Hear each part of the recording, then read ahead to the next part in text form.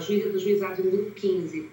Essa investigação, então, ela tramita rapidamente em razão de ser um procedimento diferente, realmente mais simples, mais célere. Além disso, o que determina a demora ou não de um caso é a sua complexidade, a dificuldade de se produzir provas.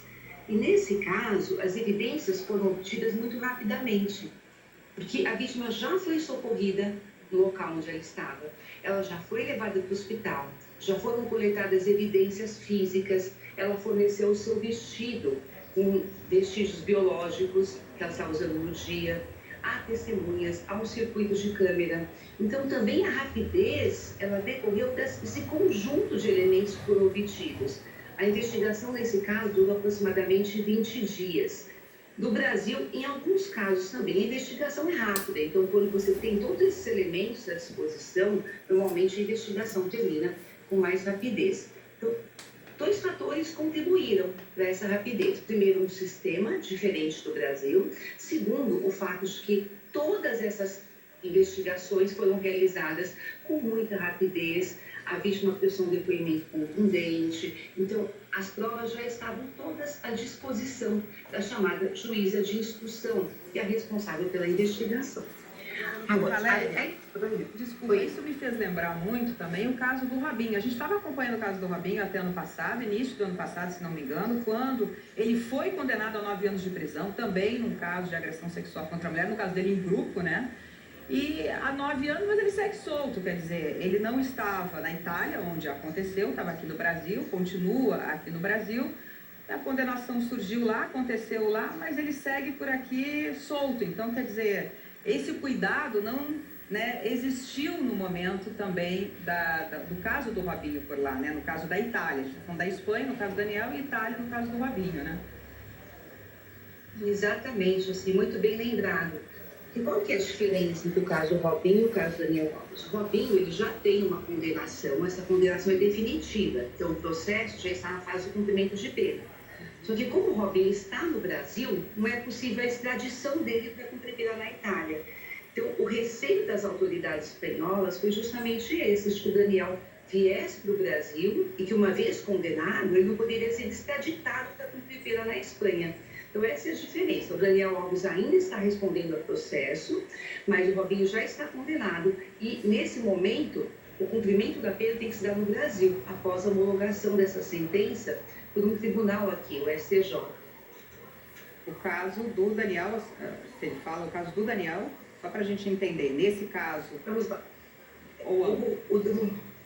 São dois casos que tem, na verdade, alguma semelhança, né? Os dois casos tratam de violência sexual, os dois casos aconteceram no exterior. A diferença é a seguinte: primeiro, o momento em que esse processo está. O Robinho já está condenado. Sim. Tem que cumprir. Então, ele já está com condenação definitiva, tem que cumprir pena. E aqui no Brasil, então, está pendente não pode haver extradição, está pendente a homologação da sentença para que ele possa cumprir pena aqui no Brasil. Em relação ao Daniel Alves, o que está acontecendo? A investigação começou agora, o processo começou agora. Ainda haverá uma acusação, um momento de defesa. Mas qual que é a semelhança entre os dois casos? Por que se tem associado os dois processos? Porque a presença do investigado, do acusado, do réu, no país em que ele praticou o crime, é necessária para o cumprimento de pena naquele país. Então, nesse caso do Daniel, quando a juíza decretou a prisão, ela disse: se ele for para o Brasil, não há como se garantir, então, a sua presença, a extradição dele para a... Tá ótimo. Obrigada, viu, doutora Valéria, pelas suas explicações. Inclusive, vi esses dias o Ministério da Justiça falando que esperava, né, que o Robinho cumprisse a pena aqui no Brasil. A gente segue acompanhando os dois casos, tanto do Robinho, que já teve a condenação, já em última instância, sem recurso, e acompanhando o caso de Daniel, aí acompanhando os próximos capítulos, né? Agora, o que a gente viu, até a própria doutora Valéria colocou aí, é que há provas já contundentes, o que facilitou na agilidade de todo o processo por lá na Espanha. Muito obrigada, viu, doutora Valéria? Obrigadão pelas suas informações e até uma próxima. Obrigado. Muito obrigada pela oportunidade.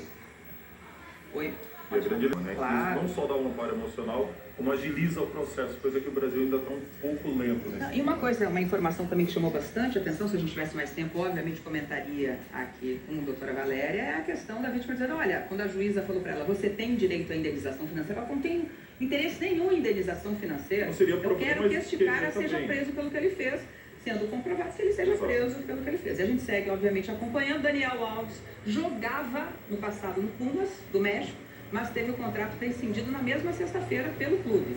A defesa pode pedir para que Daniel Alves responda em liberdade. A nossa equipe tentou contato com os advogados do jogador, mas eles não se manifestaram até agora. Se manifestarem, a gente conta aqui para vocês. Daniel Alves é o assunto que está aqui na nossa nuvem de palavras, firme e forte lá em cima. A gente segue acompanhando, como eu falou, como tem acompanhado também o caso dos indígenas Yanomami, né? Uma crise humanitária em estado grave ali, né? De Deus também morreu. Ela tinha 65 anos e em respeito às tradições dos povos indígenas, que é muito triste. Hoje uma equipe da Força Nacional do Sistema Único de Saúde chega a Roraima para ajudar os indígenas. 10 toneladas de alimentos vão ser aí distribuídas. A gente está vendo imagens, inclusive, dos voluntários ali ajudando, colocando os alimentos. Obviamente, você que está acompanhando a gente em casa e quer ajudar, fica atento, porque organizações não governamentais como a ajudar é só você acessar o site que a gente está colocando.